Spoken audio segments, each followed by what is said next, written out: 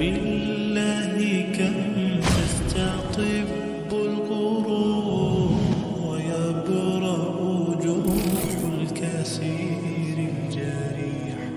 وينشط ذاك السقيم العليم وقد كان